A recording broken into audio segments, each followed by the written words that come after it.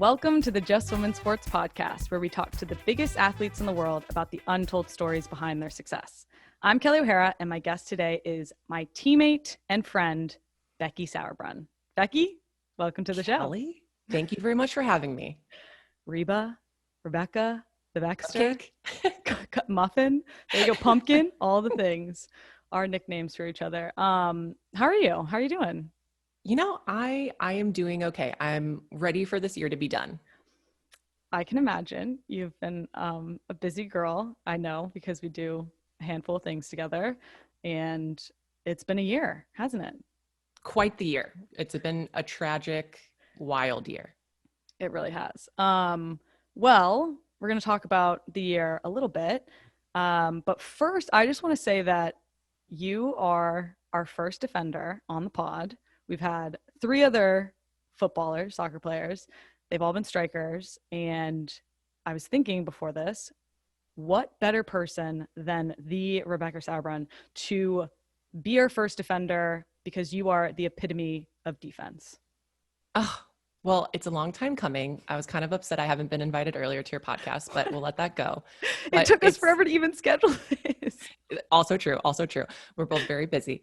But thank you for having me as your first defender. It is quite the honor.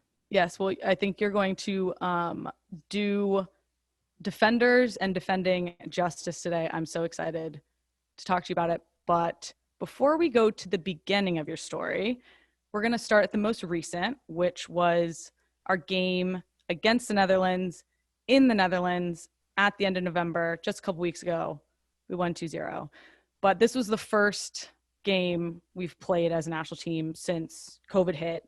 Our last game being, I think it was March 11th, which is crazy to think about. I still remember Kate walking in the locker room after the game and being like, April camp game is canceled.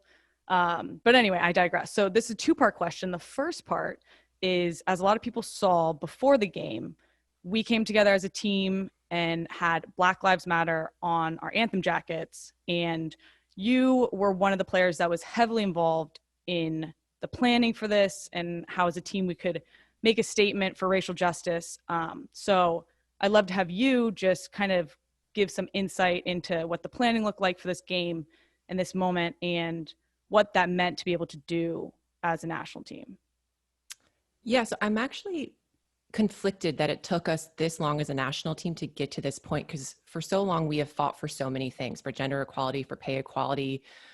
We wear jerseys for LGBTQ, for military, and we've never as a group come together to fight for social justice with racial inequality. And so it's been a long time coming. And in a way, I really feel like we've failed the Black women on our team and in our program and our Black supporters by not bringing more awareness to this fight. And so I'm glad that we came together. I'm glad that we got all the Black women together, and we really, as a team, as a small group, decided on what we could do to bring more awareness to Black Lives Matter. And I'm really happy that, we went through all the little political loopholes to be able to wear Black Lives Matter on our anthem jackets. You wouldn't believe how much we had to do to even get that put on anything.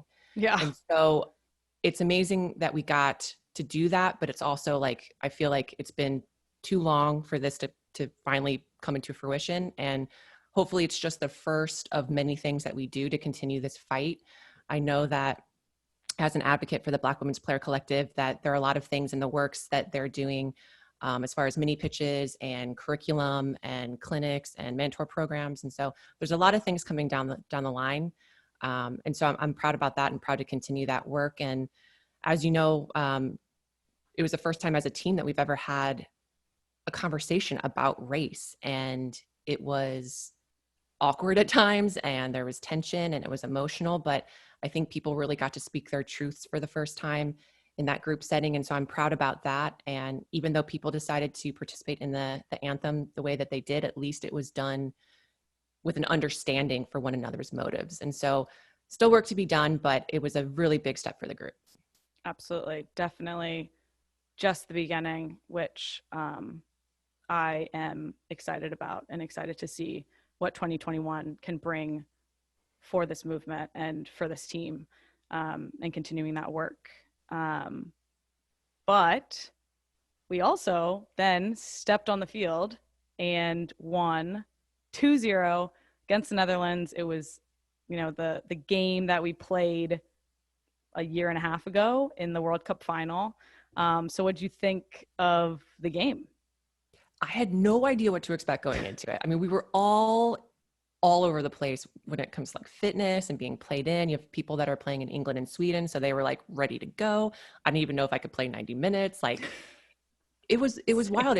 Just didn't know what to expect. But the way that we came out, and I could tell in like the first 15 minutes that, oh, we're dominating. And it almost kind of felt like the final where it was like we were generating chances and we just weren't putting them away. Yeah. But it felt good. And as a defense, like I thought our back line and Alyssa and JJ, I thought we put such a great shift in. It felt organized. It felt in control. It's like we were anticipating everything. Nothing was reactionary.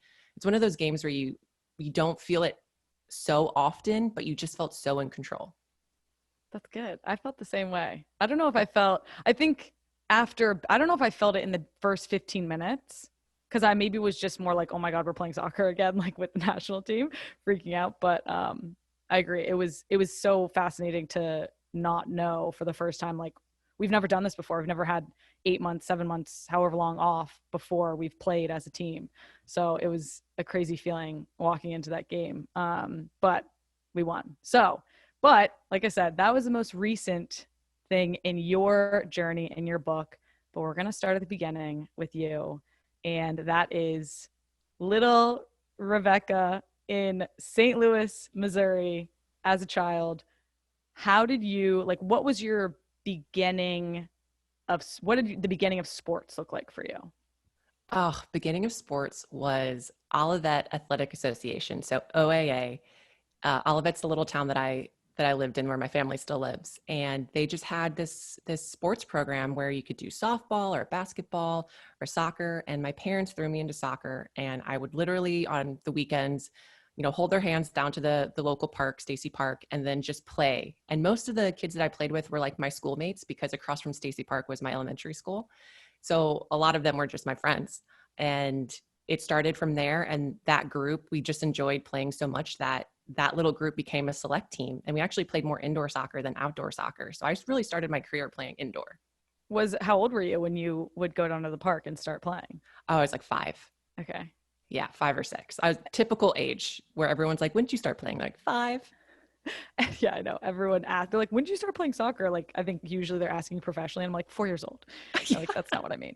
I was gifted. Yeah, exactly. So was soccer, did you immediately fall in love with soccer or was it you just loved sports in general? I loved sports in general, but soccer from the very beginning was my jam, definitely. I did OAA basketball and dabbled briefly in softball, but very briefly. And basketball really took too. And at what point, you start, like you said, you started playing indoor, and then at what point did you start to actually think, oh, soccer is something that I want to pursue more than just with my friends at the local park or playing indoor soccer? Ooh, I would say like the real turning point in my life was 14 years old watching the 1999 Women's World Cup final. That was when I saw them celebrating on the field after that amazing game and Christine Lilly saving the ball off the line and just thinking to myself, like, how cool would it be to do a game-saving tackle off the line like that and then have your team win and celebrate on the field like they did. And that's when I was like, I need to know what that feels like. And that's when I pretty much dedicated everything to feeling that feeling. Had you watched some of that? Had you watched the national team before that time? I had seen them in that tournament. A bunch of my club teammates drove to Chicago to watch them play. So I saw them live. So you got to see them in the World Cup? I got to see them in the World Cup. Sick. It was horrendously hot in Chicago. And I remember being like, how are they playing right now? But they absolutely crushed. And I was really fortunate to see that. And I think even at that point, which was like 3 weeks before the final, I don't think it really hit me what I was watching and what tournament they were in. But that final, something about it, I was just like, the Rose Bowl packed, the way they celebrated, the game itself going into PKs. I mean, something just hit me. I feel you on that. Definitely. It was like the first, it was a total spectacle. It was just this, like, something I'd never seen before. I'd never seen men do something like that before, you know, and then you were watching women do it. I was the same way, but I don't even remember. I think I really only watched the final, or I only have a memory of watching the final, which is kind of crazy to think about. And I don't think I'd ever seen them play before that moment. But You saw something special. I know, but they also just didn't have games on TV like they do now, you know, which is another crazy thing that we have both lived through. So I want to talk about your brothers and what kind of impact they had on you as a kid. And I've heard some of the stories, but I want you to give the listeners some of the stories of growing up with two brothers and what happened to you. Oh, they're going to be so disappointed that they're wrangled into this podcast. So Grant and Adam, two older brothers. Grant is 8 years older than me and Adam's 4 years older than me. So like significant age difference, Yeah. being the baby sister. And I mean, it was just like I was a guinea pig. Like they got bored and I was the target. And so I was always like just watching them out of the corner of my eye being like, they're going to steal my stuffed animals now, aren't they? Like it was constant. Like I had to be aware because they were just messing with me all the time. You lived in fear. Yeah, actually. And they would do things like rollerblading was really popular in roller hockey. And so I would be the goalie and they would stuff me with like couch cushions and they would strap wood onto my arm so I could like block shots. And they were like 3 yards away, just like slap shotting, you know, like lacrosse balls into me. There were times where they would see how far they could launch me from on the ground to the couch. So you know how you do like airplanes? So they would get me on their legs and then propel me and fly me onto the couch. And like, sometimes they were too close that I would almost fly over, or like I would be too far away and fall, you know? So it was just one of those, like, you learned how to survive. And I mean that affectionately, but you just, you know, you figured out they were in a mood and you just got away as fast as possible. So I was really good at hiding myself. I was good at hiding my stuffed animals because they would always steal my stuffed animals and I loved them so much. Oh my God. But they also, I mean, are super protective and super proud of me. And even to this day, I mean, my oldest brother, Grant, he wasn't going to come with his family to France just because it was too expensive and it was hard to get all the logistics down. And he surprised me and came to the final. And my middle brother, Adam, was there with his wife and they were there. And I think they had a ceremony to get married there. So like it centered around the tournament and kind of around me. So that's amazing. So yeah, as much as they made my childhood a little scary, I think they're making up for it now. I feel like, you know, it's all in good fun. Older brothers, they want to just rough you up and, you know, they just toughen you up. Yeah. And like you probably have them to thank for the fact that you are one of the grittiest players out there. That I can take shots to my face and be like, oh, it's fine. It's just a little blood. Like this all makes sense now. Watching I have seen you save more shots with your face than any other player I know. And it all makes sense now. This has been a long time coming from your childhood. I know. It's like they knew that they had to prepare me. They did. So thanks, Grant and Adam. You guys, they're part, you know, like you said, they might be a little upset about the stories, but it's like, it's all good fun. They got you to where you are today, or part of it. Yeah. Thanks, bros. Yeah, exactly.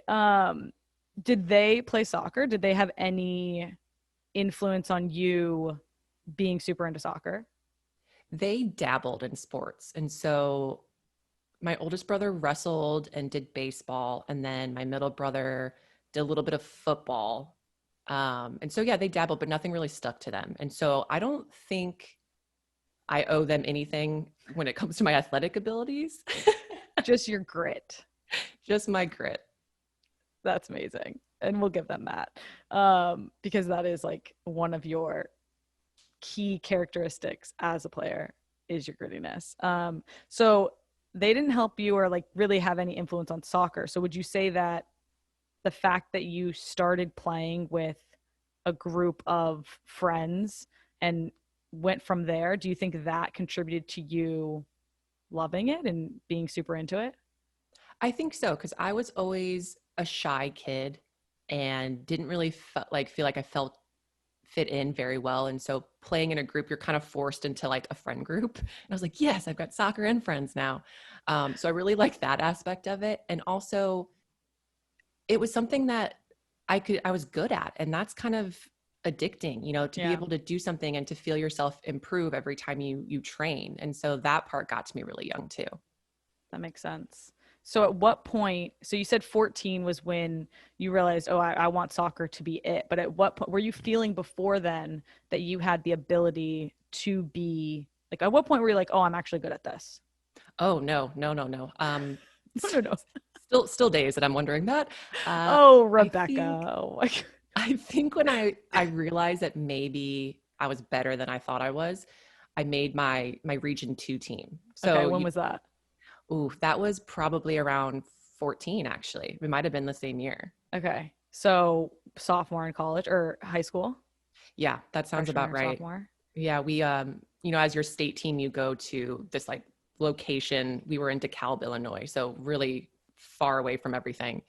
And all the states compete, and then from there they choose kind of the region team. And so you're talking about like the best 20 players of your age group within 12 states. Yeah. And so that's when I was like, hey, I made it. You know, that's pretty cool. That's cool. Was that your first time going to region camp? It was. I was late to the ODP scene, the Olympic Development Program scene. And so my mom was like, hey, maybe we should put you in this. And I was like, nah. She's like, yeah. I'm like, okay. And maybe the best decision my mom ever made for me. Hey, Mom. There you go. I kind of have a similar story or lead into that. I was very against being part of ODP. I didn't want to do it until I got into high school, and had the same thing. Went to region camp, only made the pool though, but you made the team.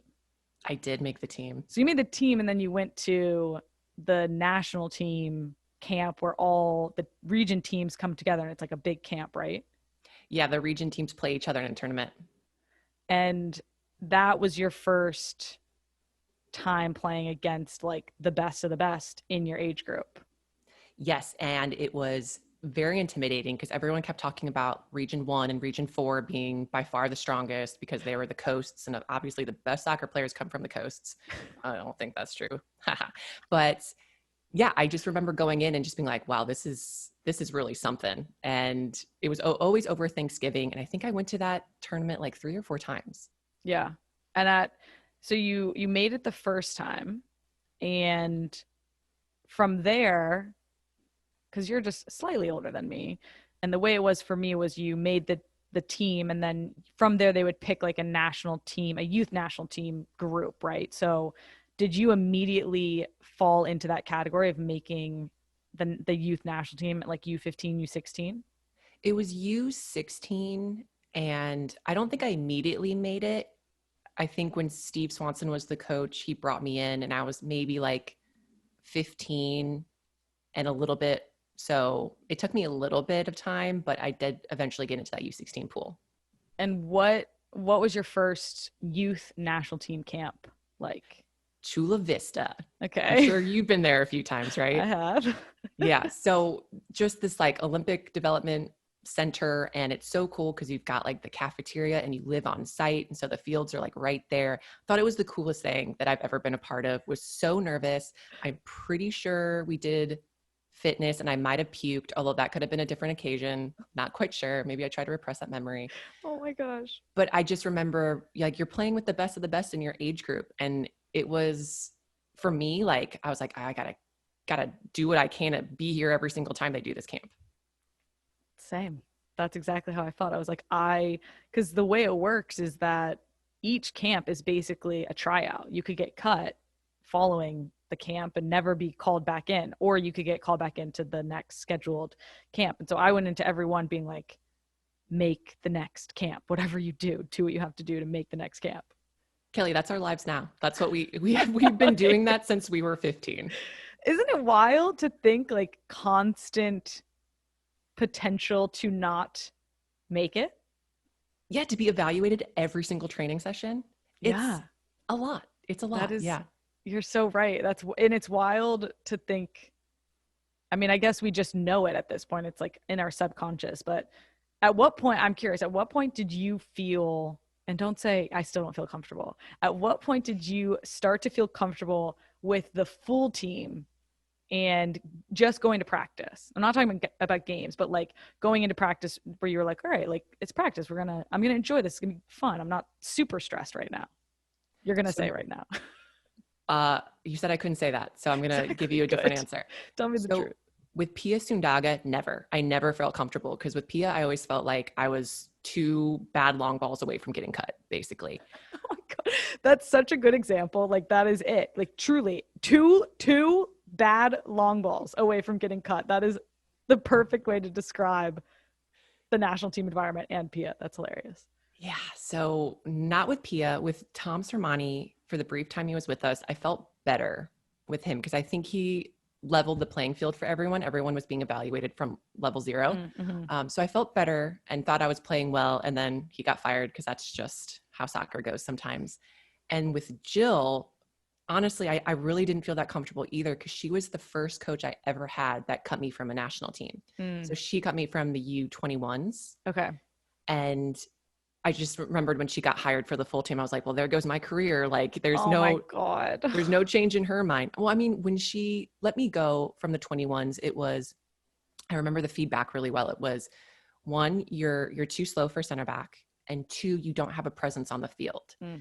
And so that's like 1 thing, speed, you can only get so much faster. Okay. But like your presence on the field, like that's a heavy criticism when you think about it. Yeah. Because as a center back, like you're expected to make plays and tackle and head the ball and just be super aggressive. And the center backs at the time were like that. And so I was thinking, man, like I really don't fit into her ideals for a center back. Like this is going to be really tough. And then even when she started with the full team, I think she still had that impression of me. And I think it took a lot of time for me to convince her that, okay, I'm not the fastest player, but I'm not going to put myself into situations where I'm in a foot race. Yeah. So I'm not fast, but maybe I'm intelligent enough to recognize that and to negate any sort of weakness there. First of all, you're fast. You're just maybe not the fastest player. Neither am I, but you are one of, if not the smartest players. Well, bless your heart. Yeah, our team is freakishly fast. Yeah, I don't exactly. know how that happened, but yes. And then with like the presence part of it, I think I needed time to show her that I do have a presence. It's just not the same presence that you're going to get from other center backs at the time. You like, I feel like I'm a steady presence and you always know what you're going to get from me. And as a defender, I think a coach would appreciate that. Like, hey, Becky's always going to be a 7 out of 10, 8 out of 10, but at least you know she's not going to vary and be a 3 out of a 10 one day. And so I think she started to appreciate that. A 7 out of 10. Oh my God. You're hilarious. So I think I think she appreciated me, but I still felt like, ooh, don't ever get beaten a foot race or something like that. So, so honestly, to go back to answer your question, I still don't feel super comfortable, but I would say, later on with Jill and now with Flacco, because I've had Flacco as a coach for so many years now with FC Kansas City, he knows who I am. He knows the player that I am. So I feel a little bit more comfortable because he already knows my strengths and weaknesses. Well, if it makes you feel any better, Jill told me that I didn't have a defender's mentality and like the characteristics that make up a good defender when she first got hired, and was like, you're a forward. That's it. And then like a couple camps later, after never rostering me in any of those games, she was like, yeah, we're going to bring you in as an outside back. And I was like, all right, whatever you want. That's wild though, because you were a defender for the 2012 Olympics. Yeah. And crushed. Yeah. And then weren't you outside back for Tom Sermani for?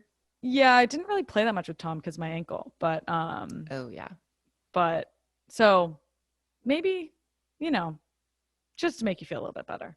I do feel much better considering you are now like world's best 11 FIFA player. Oh my God.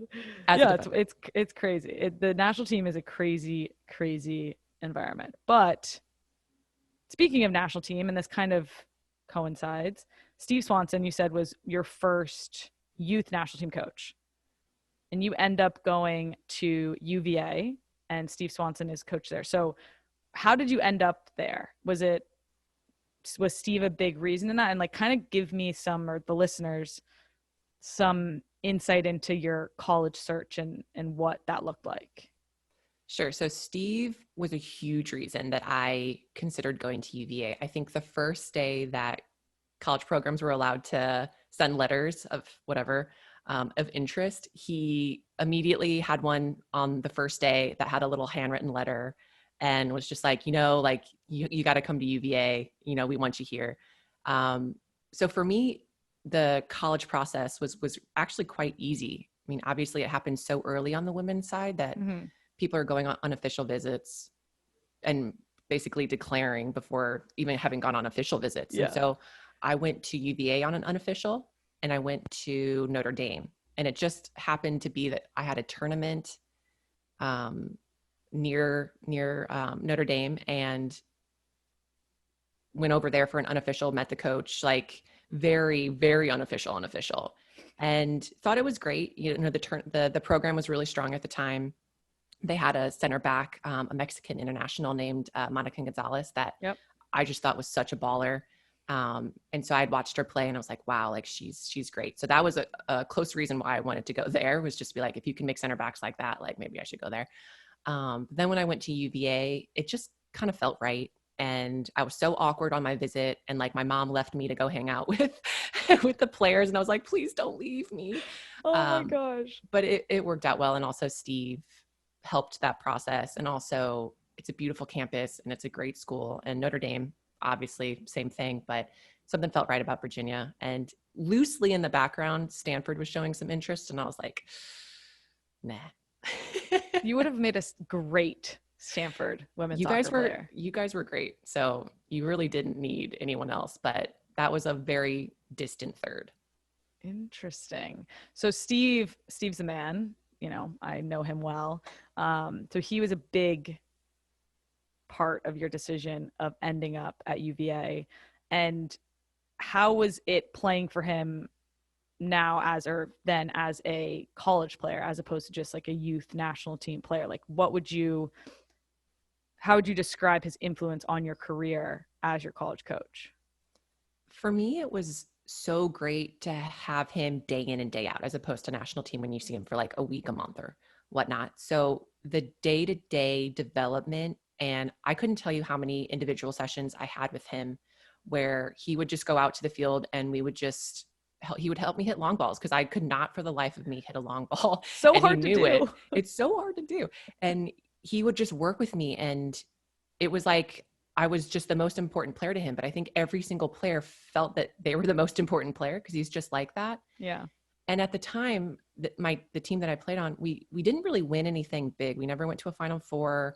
I wasn't there when they won an ACC tournament, but we tried to play good soccer, and we learned how to play good soccer. And some of those individual sessions, he would bring me into the office and we would watch the back line of the Italy men's team, national team play. And he would say, like, look at how this guy leads this back line. When that ball's there, he's stepping. When that ball's there, he's dropping. And just learning the nuances and subtleties of being a defender and leading a back line.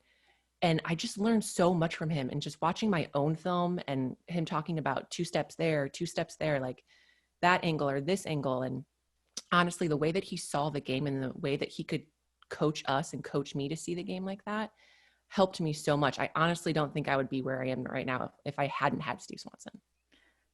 That's amazing. And I love hearing the stories of, what he actually did to craft you into the defender that you are. Were you solely playing center back at that point? Like, at what point were you, I'm a center back, that's my position? Well, to go back to regional team, it's like every player that got picked for the regional team was a center mid. And so they started having to like throw them out at different positions. And so I got thrown down at center back, and it took so well. It really did. So from like 14 or 15, I was pretty much always a center back. And I had like dreams of being the six and being a sitting center midfielder. And there were times where Steve was like, we could play you there. Because during the games, I just want to get forward so bad. Yeah. And I would try to make these long runs and like combine with the center forward. Definitely seen you do that. Yeah. Yeah. And I loved it. And I still love doing that. And it just didn't work out that I could ever play the six. And so there was chances, but it just never happened. Interesting. So center back it was, and Steve, crafted you into, or got you on the beginning of your path to be the world's, in my opinion, best center back.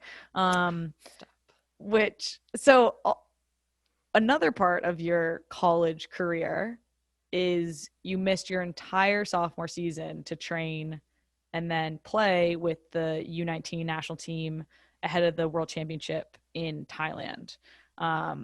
And you were the co-captain of the team and played every minute of that tournament. I didn't know that. That's pretty incredible. How did that experience kind of change your perspective on your career and your potential future? I think it's just so great that there are youth World Cups to really get a player to understand what it's like to prepare for one, to live through the ramifications of having played through one. And so for me at that age, 18, 19, it was like the end all be all. And Mark Krikorian was our coach, and he was such a great coach. He's now coaching at FSU. And the way that he brought the team together, and he just made it seem like this was like life or death. Like, this is the most important thing. Like, we have to do well. This is it. This is your chance. And it just felt so important to me in every single training camp. Like, it was so easy for me to be like, yeah, I have to take a semester off school. Like, I got a World Cup to go to. And so playing there in Thailand and playing all these other national teams, I mean, a lot of those players we still play against, which is so funny to think about. Right. It was so awesome. Like, honestly, like, we wound up getting third. We lost in the semis to Germany, and it was soul crushing. It was terrible. And just like feeling that feeling and being like, wow, I never want to feel that feeling again. Like, if I ever go to another World Cup, like, we got to win this thing. And so I'm just so glad that I had that preparation. I knew what it took to make that team and to go to a tournament, how hard the tournament was. And then honestly, like, that terrible feeling of losing the tournament after having put so much into winning it and wanting to win it.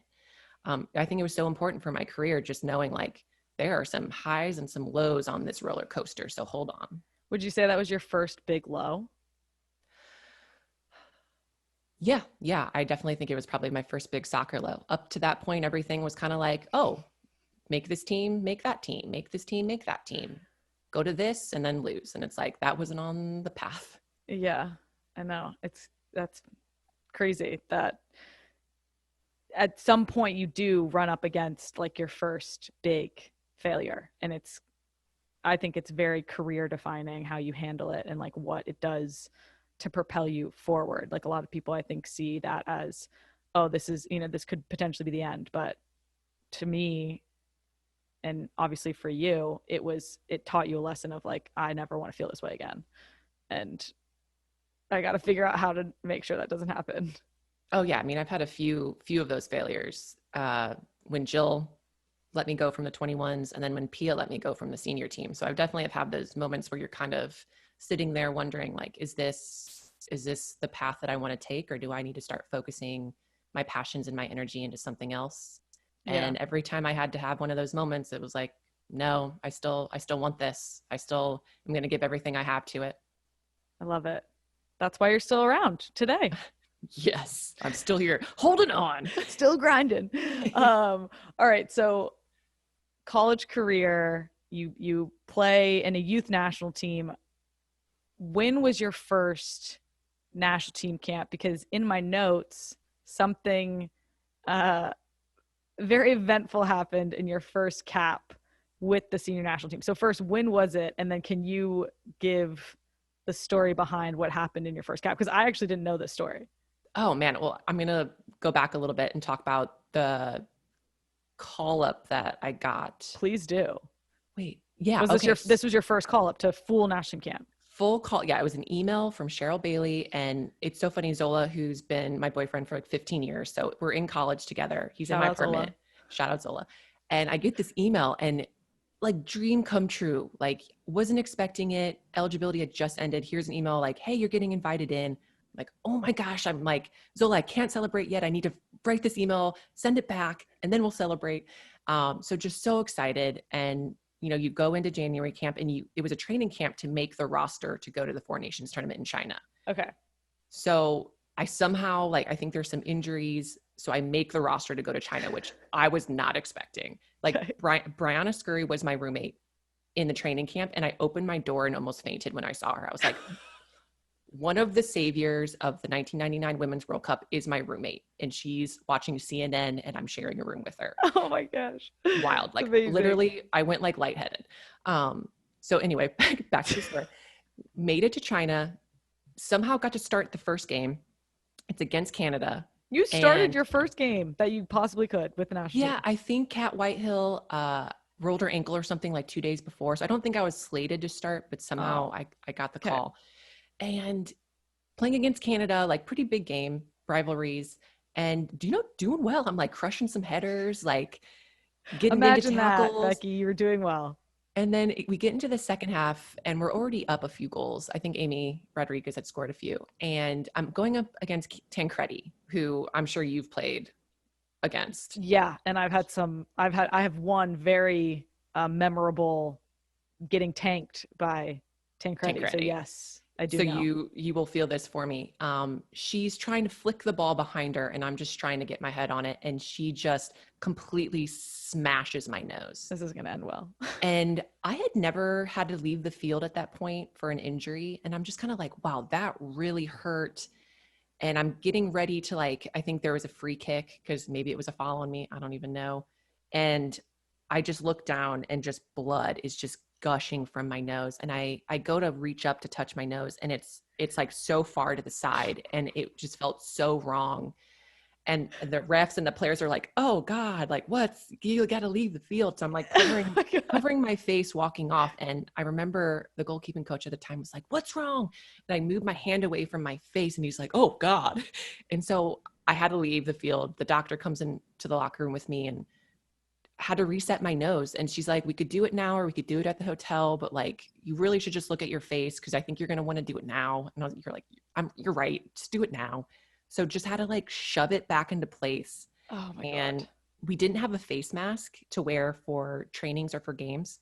So I didn't get to play the second game, but then I started the championship game against China with this like MacGyvered mask where it was like Velcro straps and they melted some sort of plaster to like mold to my face. So like my peripheral vision was like so bad. I need to get a picture of this. And what's crazy is that I assisted the championship winning goal that game. Yeah, you did. Yeah, mask and all. Yeah, but that was my first tournament with the national team. Wow, that's eventful. Yeah, it was very eventful. And then I got stories. I got let go after. wait. Okay, so what year was this? That would have been 2008. Okay, so 2007. Okay, so so 2007 would be going into a World Cup year, correct? It was after the World Cup. Okay, so it was January 2008, probably?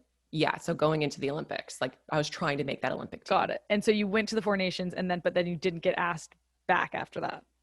There was a camp, another training camp, and that's when Pia brought me in and was just like, hey, like you're not as complete of a player as we were hoping, so we're going to put you back down with the 23s. Get more experience. Okay. And so that was 2008. So how did you go from 2008 to then getting called back in again when was your next call in? 2009?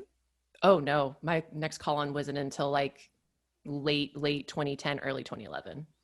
So what did you do during that time? Like, were you just like, I was, as I call it, in the wilderness where you're kind of deciding what you're going to do with your life. And like, I love soccer and I loved soccer. And so I was like, okay, I'm going to keep playing. And fortunately the WPS started. And so got drafted to the Washington Freedom, played their first season, but the season was really short. So I went over to Norway for about 4 months and played with a team right outside of Oslo called Rua Il and played that second season. And for me, I was like, how do I make a name for myself in this league so I can get noticed? Cause like I hadn't heard a thing from Pia. Mm-hmm. And I remember one game in particular, I was playing against Marta and I had like one of those defensive games of your life where like I saved a ball off the line with a flying bicycle kick and like stripped the ball off of Marta a few times. And Pia was at the game, didn't even acknowledge my presence. And I was like, man, like what am I going to have to do? Oh, that's the worst.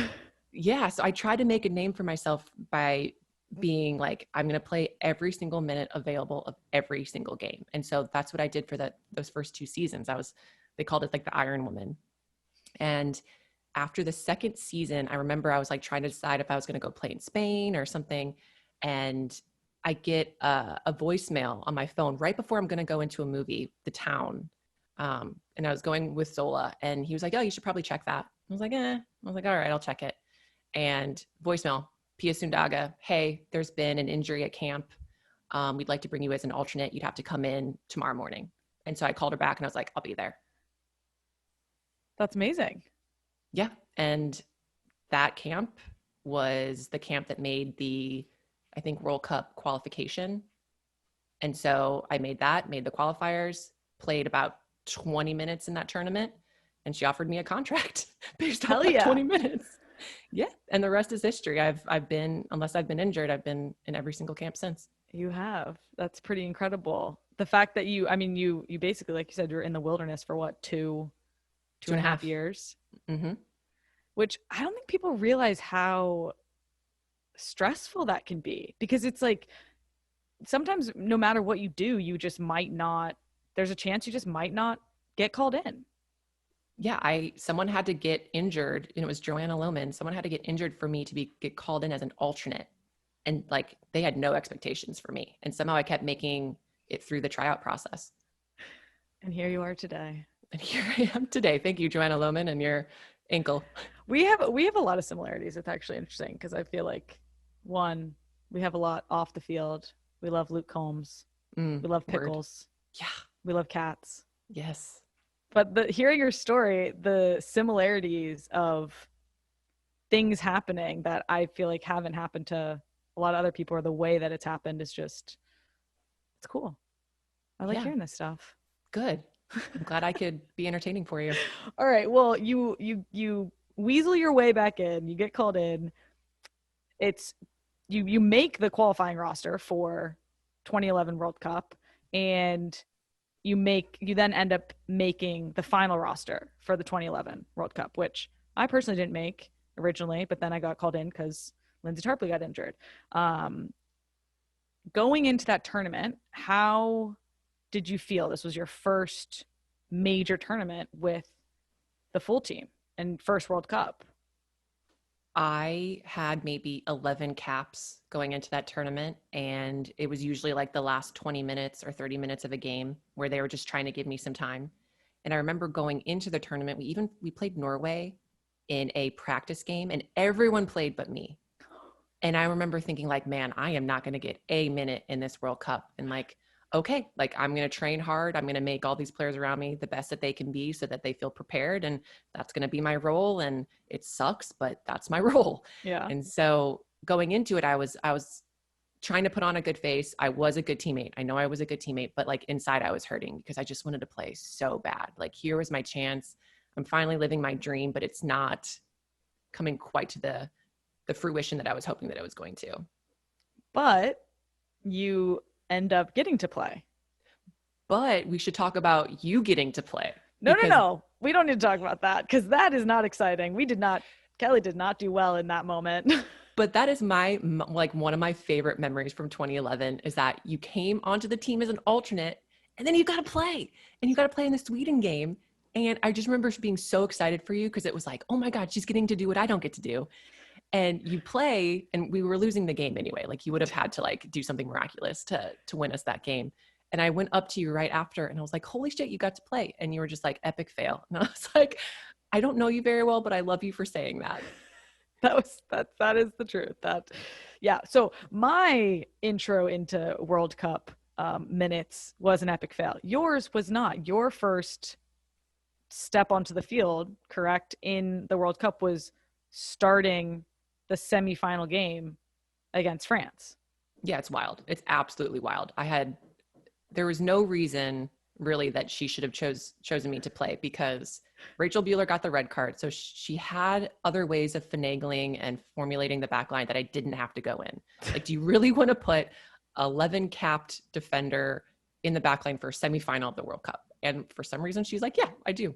So started that game, and France, like up and coming program at the time, but still so good. And the way that they played, I'd never had to defend the way that I had to defend in that game. And, I didn't do so bad. I held my you own. didn't. Yeah. So I think that was probably the first game or the first time where Pia was like, oh my gosh, like there's something to her. We're definitely going to keep her around a little bit longer. Oh my gosh. See, my minutes was Pia being like, we're definitely not keeping her. Like, I specifically had a conversation with the coach where after those minutes, Pia said she's never coming back in. Or she's like, we're going to put her at outside back. Yeah, exactly.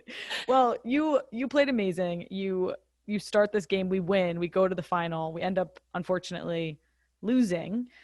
But in talking with other players who've been on, Alex and Carly, how do you put that final into, or how do you look at that final? Because I feel like it was such a pivotal moment for us as a national team and kind of in the conversation of sports and soccer in the world, but mostly in the US because of the response that we got. So how do you think back on that game, even though we lost?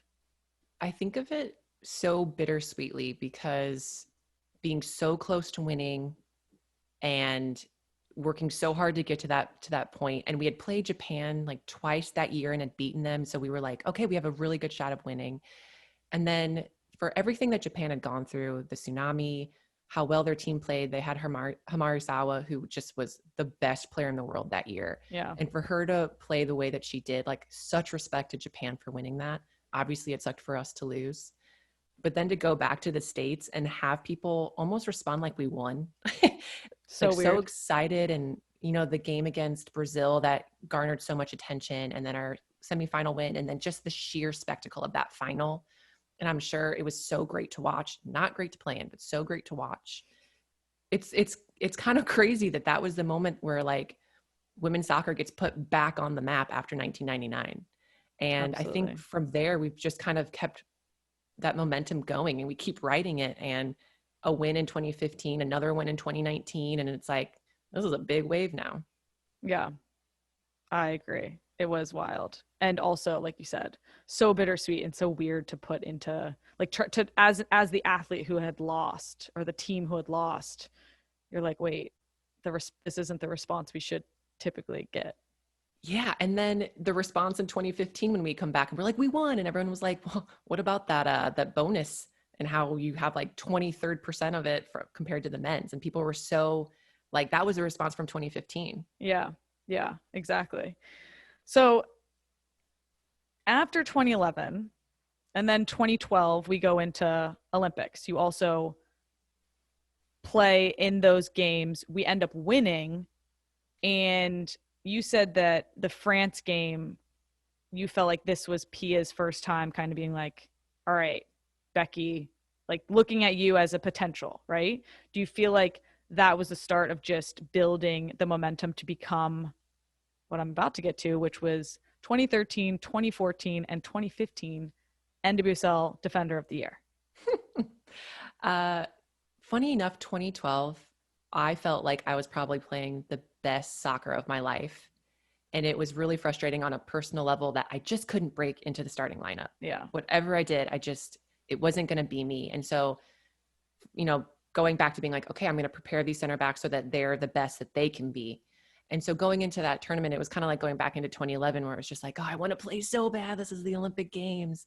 And I got like 20 minutes in the group stage. And then Rachel got kind of injured in the semifinal against Canada. Yep. So I actually wound up playing the second overtime as a center back to get subbed into a semifinal of the Olympics in double overtime. The most stressful position ever. The most stressful position ever. All I can do is lose this game for this team. Like that's like, that's it. That's There's nothing good coming out of this. Only bad.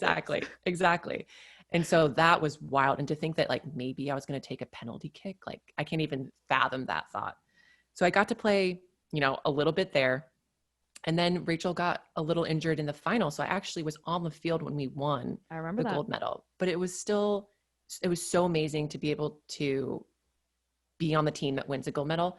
And it's interesting when your role changes from being not a starter to being a starter. And I give so much credit to those players that are on the roster that don't play a lot, that potentially don't play at all, because you're doing such a role and it's so important to the team. And I don't think it gets valued or appreciated as much as it should be, because it is tough.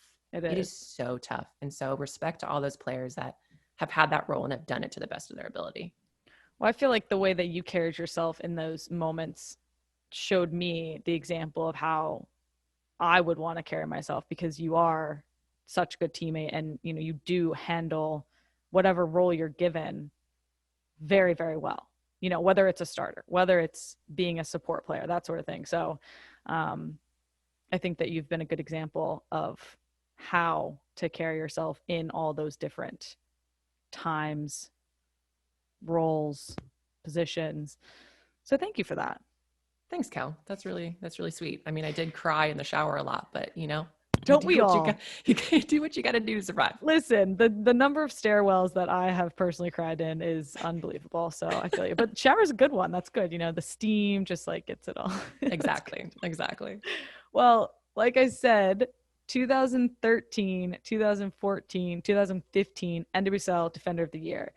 You're playing with Kansas City and you guys end up winning 2014 and 2015. So, I mean, this is pretty incredible. 3 years in a row, Defender of the Year for the league. Do you think that the 2011 and 2012 not being part of those tournaments, but maybe not being part of them the way you wanted to, do you think that those moments and those 2 years kind of propelled you to the place in 2013, 14, and 15 to just be at the peak of your game? Oh yeah, it lit a fire. And I remember wondering if players were going to retire, Christy Pierce in particular, if she was going to retire after the Olympics, and thinking like, okay, maybe this is my shot, you know, like if she's not there. And then I remember reading an article saying that she was going to go another cycle. And I was like, okay, I am going to now have to compete against her and Rachel and all the other center backs. And I really need to set myself apart. And how am I going to do that? I'm going to do that in the NWSL. And so it really lit a fire. And I really appreciated Tom Sermani in that time, because he kind of gave everyone that equal opportunity to establish themselves. Like no one had a reputation. That's so true. He like took away tenure basically. It was just like, nope, we're starting from the beginning. He did. And so I felt like we were all starting from the same spot for the first time. And I think that freedom allowed me to finally like really show what I had and to actually play significant minutes. And then to see me play professionally with Kansas City, who like the team just played the type of soccer that I think I just thrived in. And it was just, to me, like some of the most beautiful soccer. And so it was just like such a good combination. So during that time, you captained FC Kansas City. And this wasn't the first time you were a captain of a team. You captained, that's such a weird, captained the U19 youth national team at the World Championship. I assume you were probably a captain at UVA. My last year, yeah. Co-captain. Do you feel like you've always been a leader? I think that coaches have thought of me as a leader, and it took me a while to really appreciate that part about myself. And it wasn't until really recently that I kind of come into the acknowledgement that like I do have something to give to a team, and there is value, and I am worthy. And I think I had to realize that it was more from me being authentic and knowing that I'm not going to be a rah, high energy type of leader. Like I'll leave that to you, Kelley, but I will be like the steady, solid. I will, you know, reach out to make sure that you're okay. I'll pull you aside and talk to you, like that type of leader. And I think there's real value in that. I think there's value in all types of leadership. Absolutely. And as someone who's been introverted her entire life, like really understanding like how can an introverted people be a leader of extroverted people? Yeah. And there's some books that I've read. There's Quiet by Suzanne Cain, who I think was really life-changing for me, that introverted people actually can be very good leaders for extroverted people because you keep them on track. and Absolutely. you foster those relationships with those people. And so it's something that I think coaches always saw in me and maybe players saw in me, but I never saw in myself until pretty recently. I would say watching you as, when you've been the captain for the national team, watching you in that role, I have tried to emulate so much of how you carry yourself, how you lead. Like you said, you're introverted. I come off, I think, a little bit more extroverted, Just a bit. just a little bit. But I really appreciate how you do what you do and how you lead, because it's something that should be celebrated. Like you said, I think a lot of leaders come off as the loud ones or whatever, but the fact that the way that you lead and the way that you do it, it's just, I think it's fantastic. And I've always looked up to you in that way and tried to learn as much as possible from you. So thank you for that. Well, I try to learn from you as well. And I need to learn that sometimes it's okay to get into arguments and to speak my truth and to get into it a little bit, because I always have shied away from that. And you've brought that out more in me. Like, I feel like I can argue with you all the time, and it actually makes me more comfortable kind of getting into it with other people, which I think is important. Like, I can't, as a leader, just always kind of be a comforting hand. Sometimes you do, to get the best out of your players, you need to dig in a little bit and you need to demand more. And you've taught me that. That's good. I feel like that's good. Hopefully arguing in a constructive way, because I hope that's how our dialogue will go sometimes. And I think it does. Yes, no, it does. I think we can disagree with one another, and we do so frequently, but at least we do it with an understanding and a respect. Yeah, it's a good way to be. Well, leading into 2015, you're now, back to back league defender of the year, and you have established yourself as the defense for the national team.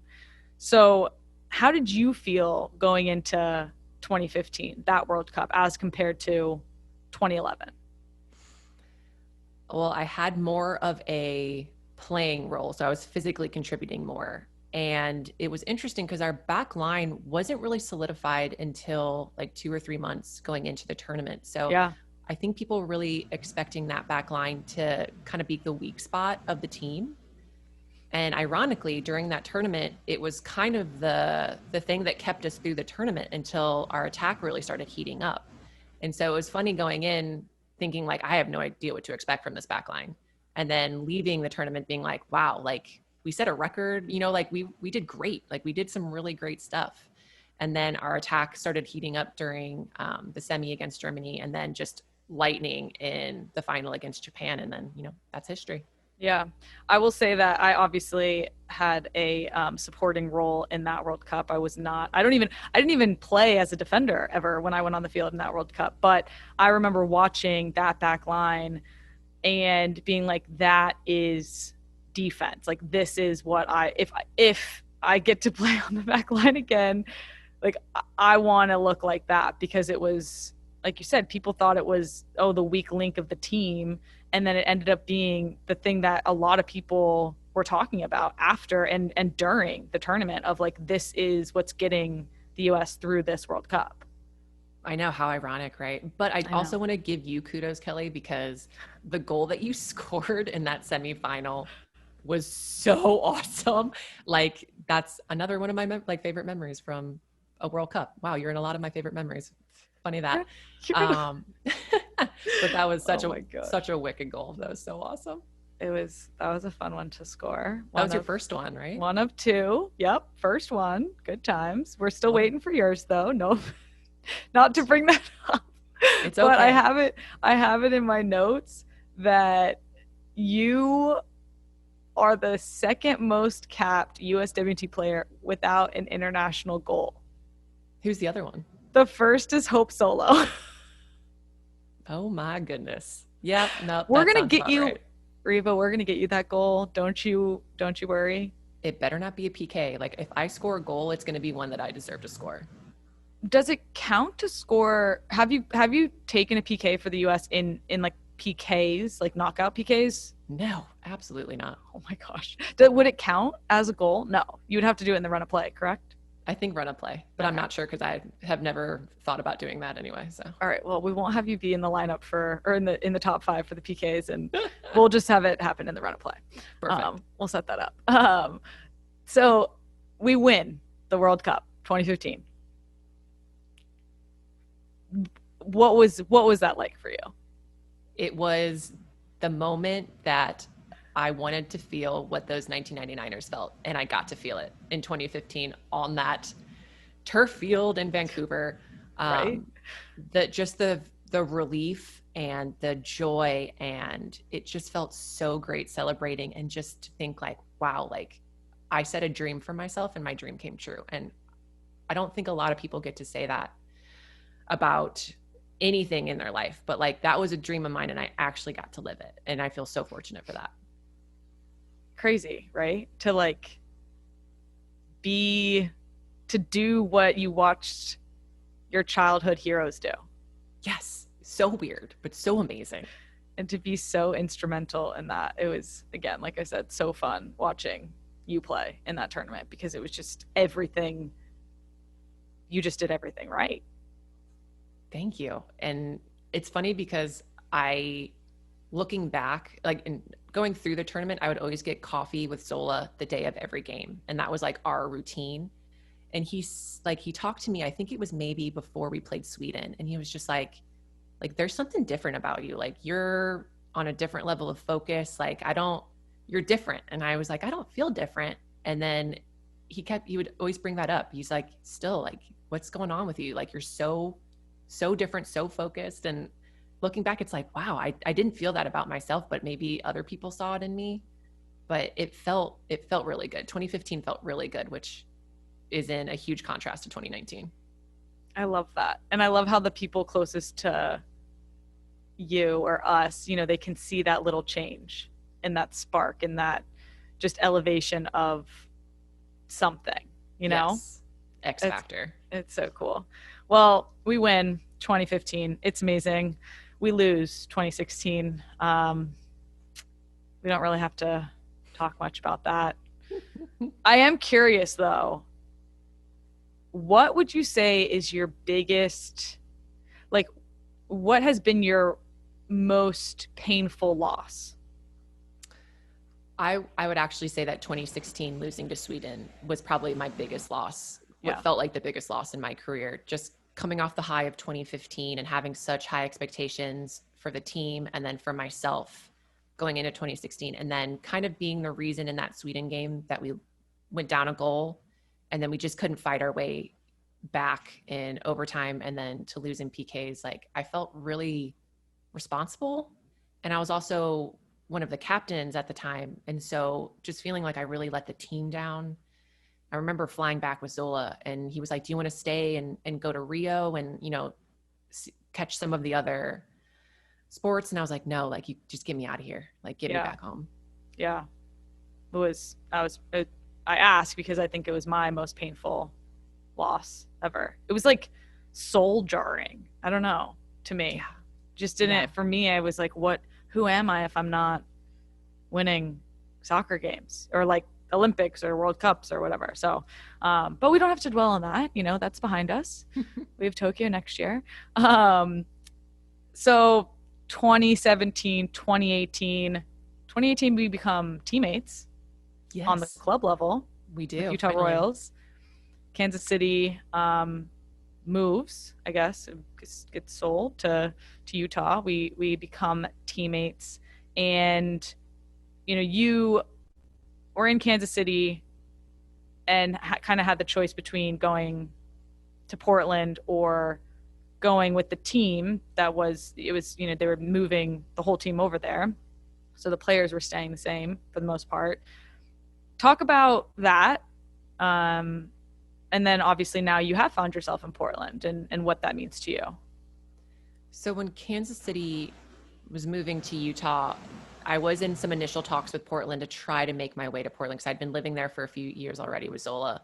And it was a tempting thought to be able to play at home, just because I had never done that in my entire career. And I got a call from Craig Weibel, who was the GM for the men's side at the time, also the GM for the women's eventually. And then another call from Laura Harvey. And they were basically like, we want you here. Like, we want you to be a part of building something amazing.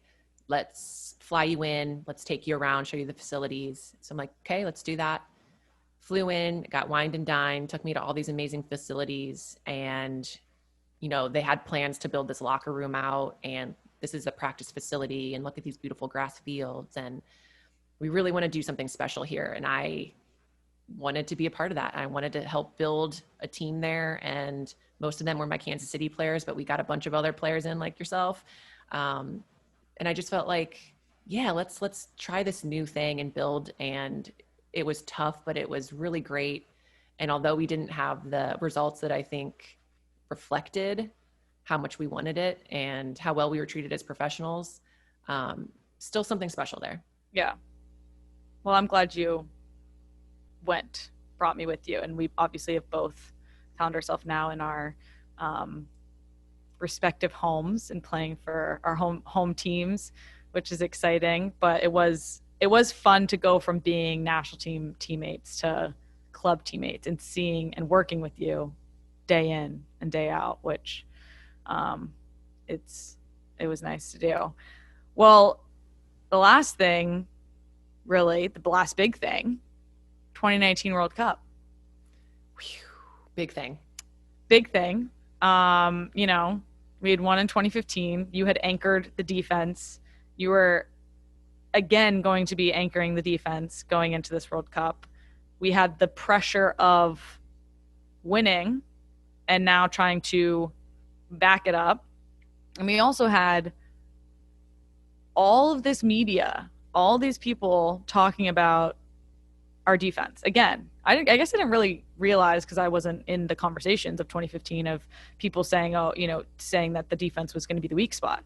But I was definitely part of it in 2019. And I specifically remember we were rooming together before the first game, and I had to go do media. I came back and I was pissed off because once again, the backline got brought up, Alyssa got brought up, and I just remember looking at you and being like, we got to shut them down to shut them up. And we hadn't even started to play a game yet, but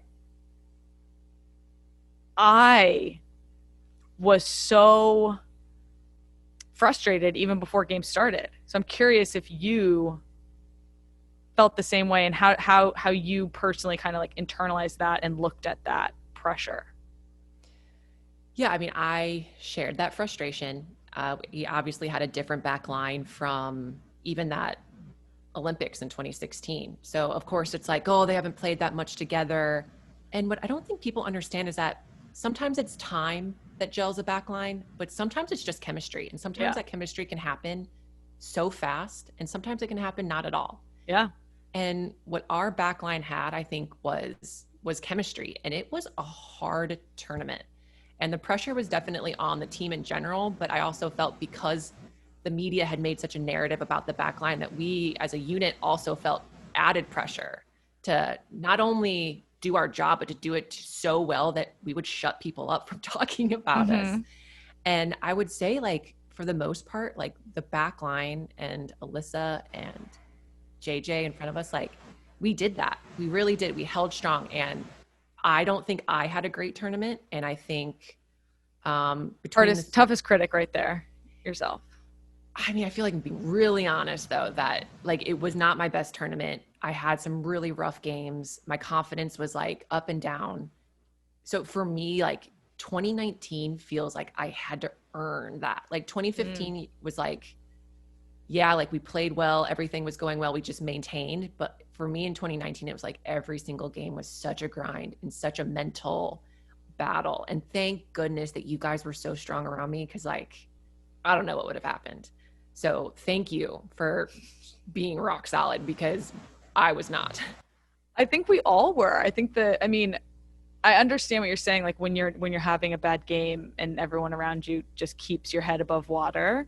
I don't think anyone on the back line felt that from you at all. But I do think we all felt the grind because it truly was. And like every single, I mean, we played Spain, France, England leading into the final. And it was, I remember thinking for 2019, like, I don't remember 2015 being this hard. I also wasn't starting in 2015, but it did feel different. It did feel like each game was just like, we have to make it through.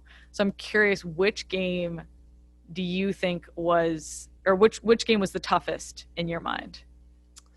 Well, I think the toughest game was playing France in France. Oh yeah. Quarterfinals, because I mean, everything was leading to that moment. And as much as we wanted to pretend that we weren't like looking ahead to what our possible contenders could be in the knockout stage, like everyone was talking about the US meeting France in Paris on a weeknight. Like it was built up to be the game of the tournament. And so it was such a game. And I think that one was the toughest just because of all the external factors. And also knowing that game easily could have been a final in any other world tournament. I would say personally, one of my toughest matches was the Sweden group stage. And it was a game that honestly didn't even really factor that much. Like we were already advanced pretty much. Like we just needed to get a result. And the way that they tactically had set up isolated me. And I had the ball so much and I just felt really alone. And as a player playing soccer on a team sport, like that's like the worst feeling in the world, is feeling alone on a field with like 10 other of your teammates. So for me personally, that was the toughest. But I mean, England was rough because I gave up that PK. I gave Alyssa her moment though, so now she's like, okay, well, goalkeeper in the year. Oh my God, you didn't. First of all, yes, you were what you did results in PK, but I was the reason that they even got the cross off. Just so we're clear, everybody listening. Well, okay, we're all taking responsibility for that's what we do. Our key moments. That's true. We do. We share it.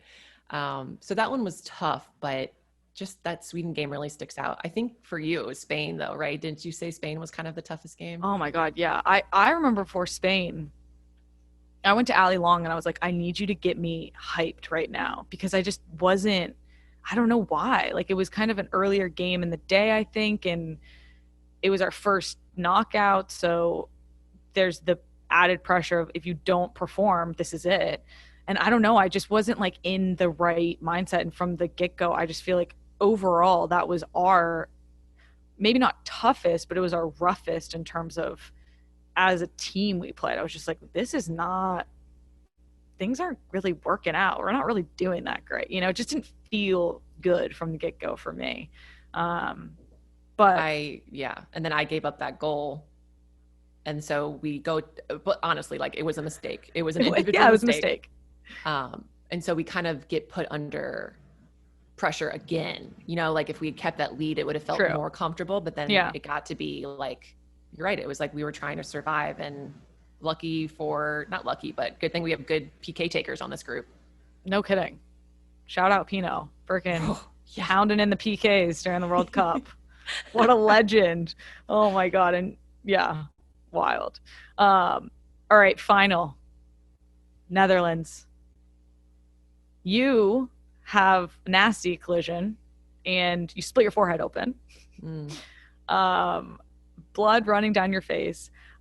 I don't really remember this part. I don't think it's because I had hit my head. I think I was just like all over the place emotionally. Shocker. Yeah, imagine that.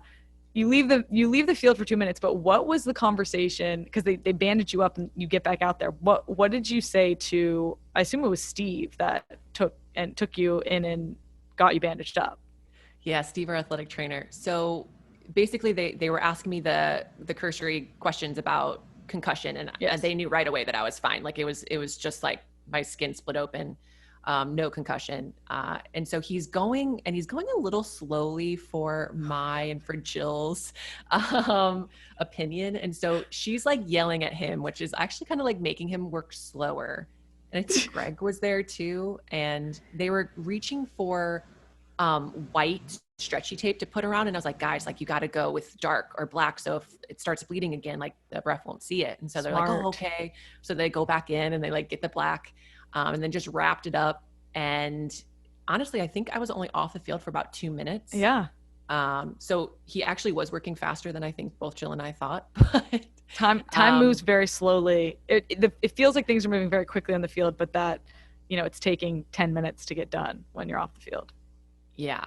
And honestly, like I didn't feel a thing, had no idea where it was on my head, what it looked like. All I knew, it stopped bleeding and I could go back out, and I still had to do a bunch of headers. And so I think after one, I was like, okay, I felt that one a little bit. Oh my God.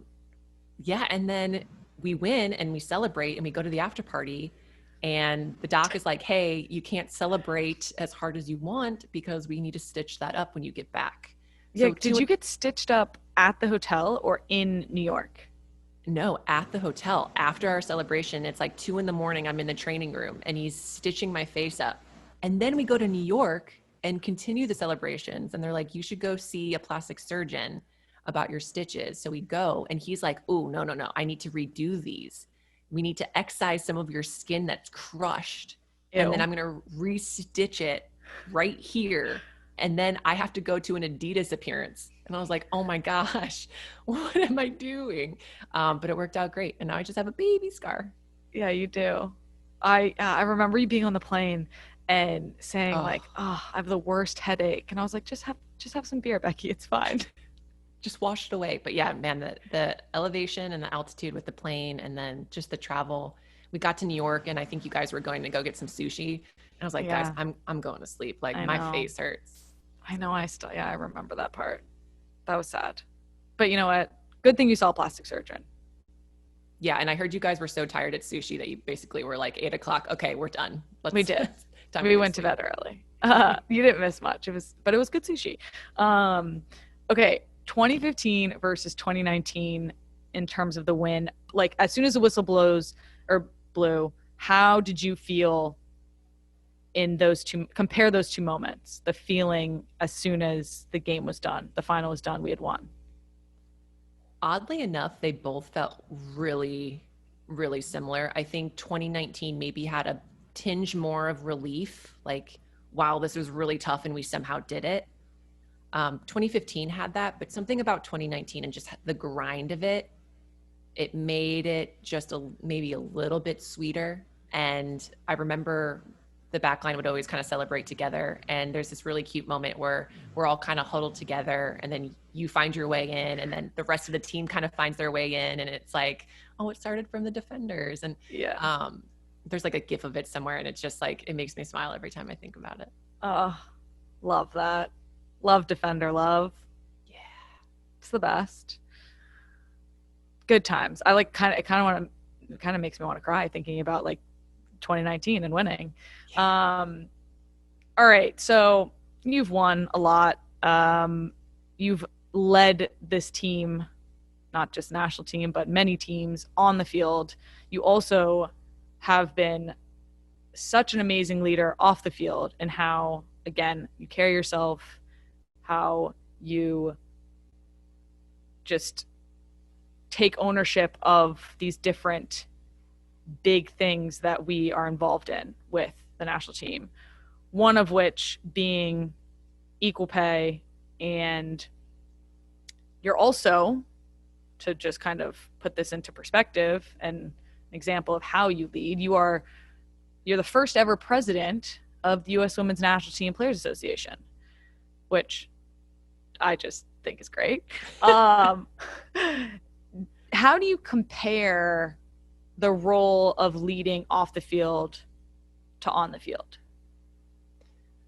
I have noticed that for me, it's actually very, very similar how I lead on and off the field.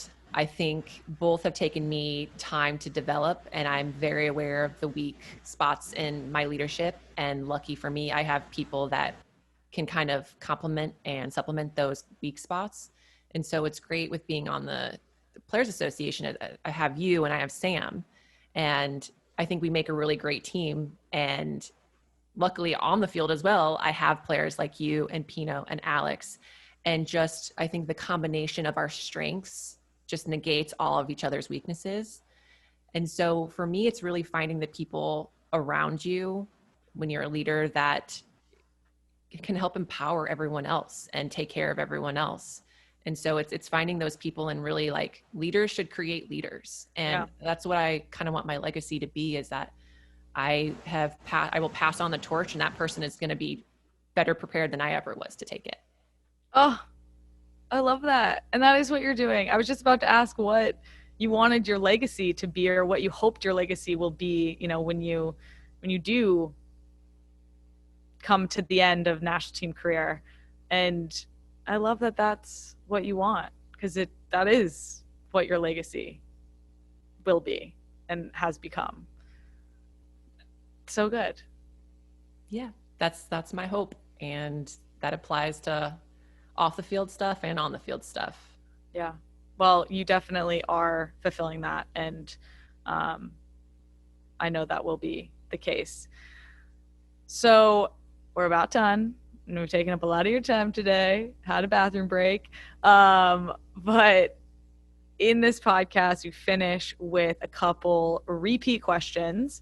So the first one is brought to us by our sponsor, Heineken, and it is part of their 1 in a Billion initiative. And I wanted to ask you, who has been the 1 in a billion person in your life who has had the biggest impact on your career? Can I say 2 people, or does it have to be 1? You can say 2. We'll let you. I can say 2? Okay. Yeah. Well, first I would say Steve Swanson. I think he's been a mentor of mine and a friend throughout all of this. And I've known him since I was 14, 15. So I've known him for more than half my life.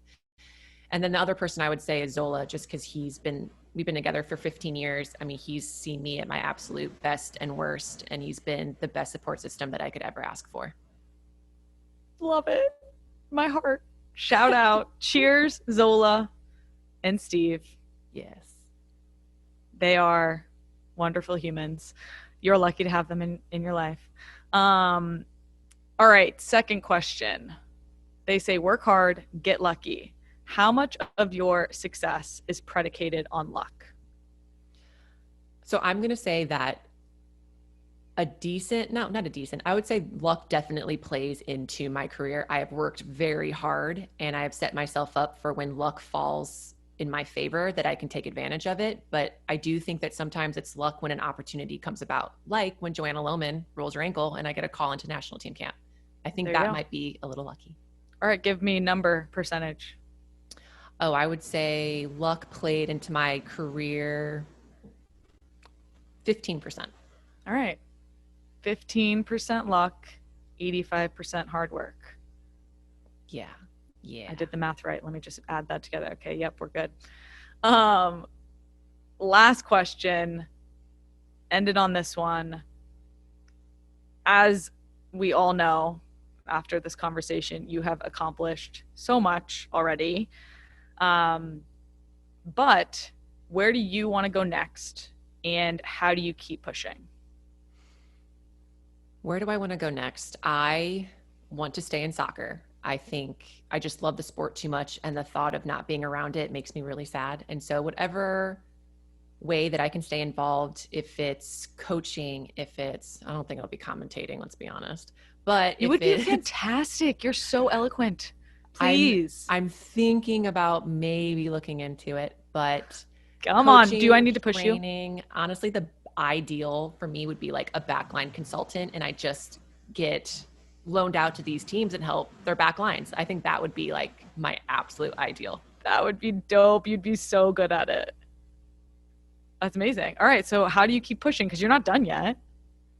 Yeah. I mean, I think I just have to put all the things that I put into soccer every day, you know, the hours of the actual work, plus the recovery, plus the studying, into just a different avenue. And so I think all that 85% hard work still applies. And let's hope that 15% luck still applies itself. But I don't think it's going to change that much. It just might not be as physical. Yeah, probably not. Well, again, we still have work to do on the field. So, and I know that you'll be right next to me as we're grinding towards hopefully Tokyo next year, fingers crossed. Yes. But Rebecca, Reba, the Beckster, my little cupcake, thank you for coming on today, sharing your story, being such an amazing leader on the field and off the field, and an example for me and so many others. You already have an incredible legacy, and you still have things left to be written. So very thankful for you and excited to see all that you do in the future. Thank you so much for having me, Kelley. Really appreciate it. This was really, really lovely, and you were lovely. Love you, dude. Love you too.